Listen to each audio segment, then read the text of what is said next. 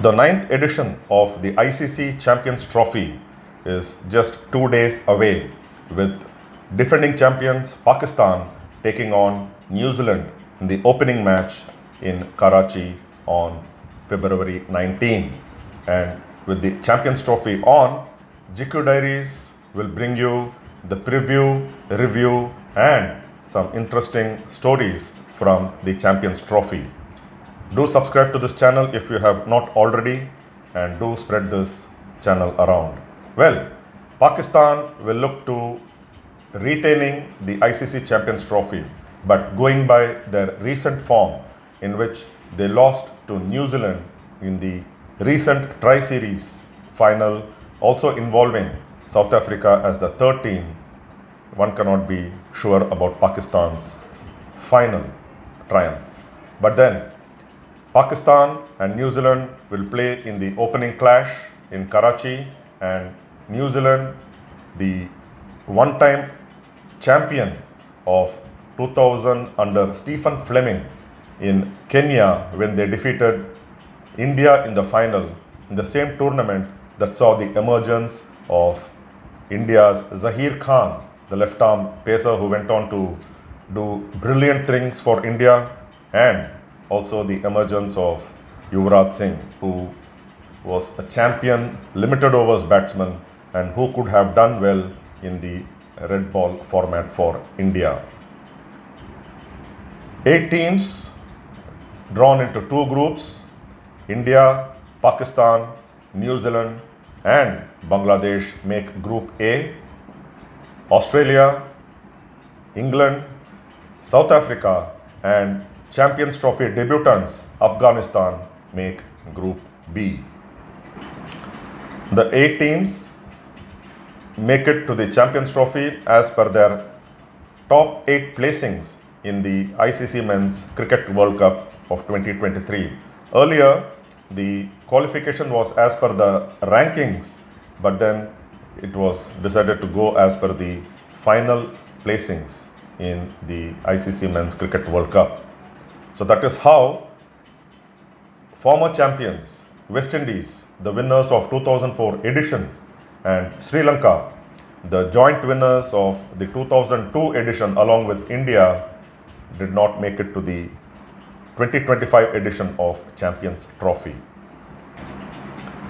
$6.9 million US, or if you convert it into Indian currency, it is approximately 60 crores of rupees.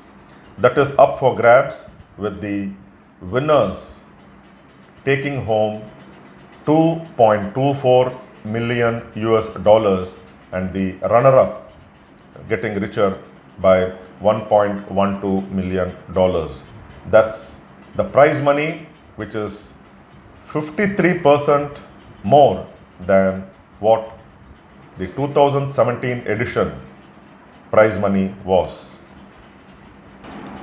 Well, 2017, that was the last time the ICC Champions Trophy was held.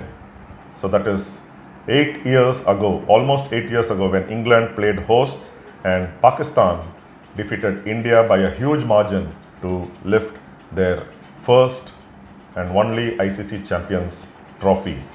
Well, after that, with the future of 50 overs ODI cricket being questioned, and there were doubts about the ODI format, the Champions Trophy was scrapped. But then in 2021, when the ICC tournament's hosts cycle was announced, it was decided to include the Champions Trophy back coming into the fray from the 2025 year. So that is why this Champions Trophy, with Pakistan playing hosts, is now back after almost 8 years. Pakistan, the hosts, will have the matches at 3 grounds: the stadiums in Karachi, Lahore, and Rawalpindi. But then, because of the ongoing tensions between India and Pakistan and the political relations, Pakistan will be hosting India's matches in Dubai's International Cricket Stadium. So India will play all their 3 league matches in Dubai because they are not traveling to Pakistan. And if India qualify for the semi-final will also be held in in Dubai. With also, if India go on to reach the final, it will also be played in Dubai. If India do not make it to the semi-final will be played in Pakistan, and of course with the final also to be played in Pakistan. So the now February 19 to March 9 tournament will be played in 2 nations, United Arab Emirates with Dubai hosting India's matches and Pakistan all the other matches. One can always wonder the relevance of this Champions Trophy, or if you extend it further, the relevance of ODI cricket in today's T20 era, and also when you have the World Test Championship cycle, which has become more interesting now with the World Test Championship cycle in place. So the importance of ODI cricket, though purists and old timers will always want to have this format also, which is a longer version of the T20 format and the shorter version of the Test cricket, like Rohit Sharma recently admitted after leading India to a 3-0 whitewash against England in the ODI series at home. One can always debate about the relevance of ODI format, but then that is what gave India the chance to become a force to reckon with, the ODI Cricket World Cup victory in 1983. But then that was a different era when T20 was unheard of. Test cricket still had its relevance and one-day cricket was in its initial stages. So 1983 World Cup win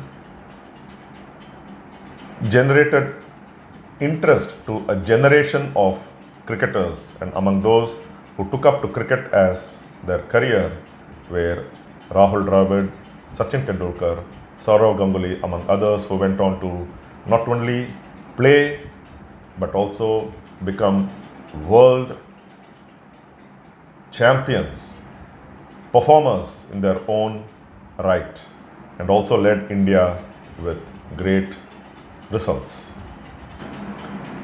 Despite losing the recent Tri-Nation series to New Zealand, Pakistan will still believe that they can retain the title.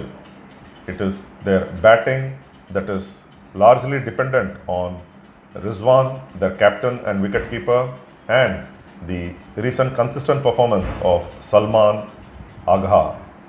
But then they will want their former captain and top batsman Babar Azam to fire from all cylinders. Their bowling, of course, Pakistan have the pace battery, but their spinners will come to the fore. Group B, England and Australia are the firm favorites to make it to the semi-final, but then England, going by their recent whitewash 0-3 defeat to India and the performance of their batsmen especially, it creates a doubt whether England can qualify for the semi-finals. South Africa, well, don't leave them out. The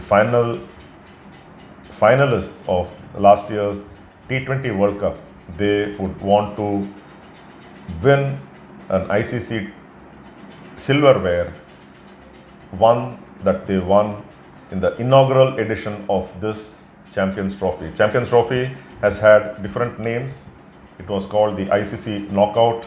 It was also called the Mini World Cup before it was renamed to its current form, the ICC Champions Trophy.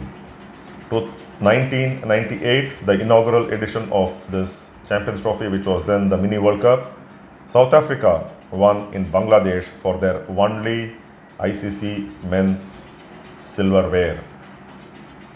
They will look to putting up fine performance and crossing that last hurdle, but then it is not going to be easy.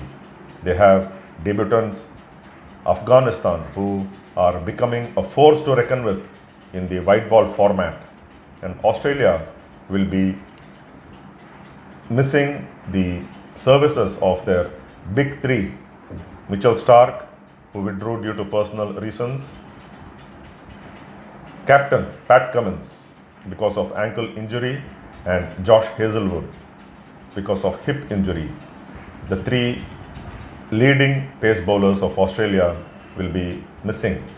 Also missing will be Marcus Stoinis, who surprisingly announced his retirement from one-day format not long ago, before the Champions Trophy team was to be announced. So Australia, crippled by the absence of these champion performers, will be really lucky if they proceed beyond the group stage. Australia are being led by Stephen Smith, and they recently lost the two-match ODI series in Sri Lanka 0-2. Their batsmen unable to come up to terms with the Sri Lankan spin bowlers in Colombo. Group A with Pakistan and title contenders India also have New Zealand, who won the tri-series in Pakistan with their batsmen clicking all the way to lifting the Tri-Nations trophy. And of course, they have Bangladesh, the underdogs who can surprise on any given day, but considering their recent performances, Bangladesh have not played a single ODI in this calendar year, and their last two ODI series was a 3-0 defeat in the West Indies late last year, and it was preceded by a 1-2 defeat to Afghanistan in Sharjah. Like I mentioned, South Africa were the winners of the inaugural edition, New Zealand winning the second edition in 2000, India have won it twice, including one being joint winners with Sri Lanka in 2002, when the final was played over 2 days. It was actually two matches. The first day was a washout, and the second day Sri Lanka again batted right from the first ball, which was a new match. It was not a continuation from the previous day as it is nowadays, and rain abandoned that second day also, and Sri Lanka and India were declared joint winners.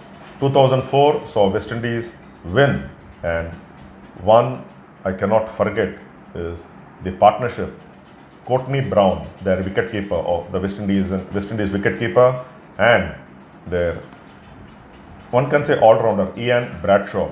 They shared crucial partnership in the tense moments to see West Indies complete the run chase and emerge victorious. 2006, Australia emerged victors, first of their two ICC Champions Trophy wins, and another unforgettable moment was when Sharad Pawar, then the top brass in the cricketing world administration, presented the trophy to Australian team, and in their hurriedness to celebrate at the Brabourne Stadium in Mumbai, the final against West Indies, one could clearly see the Australian players, including Damien Martyn, one of their top batsmen, pushing Sharad Pawar out of the podium in their hurriedness to celebrate with the silverware.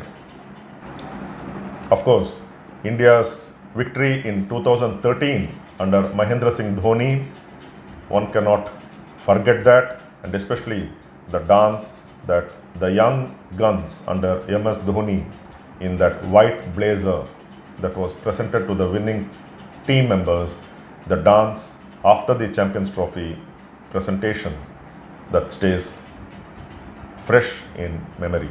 So these are some of the moments that I cannot forget from the previous editions of Champions Trophy, and I am looking forward to this edition.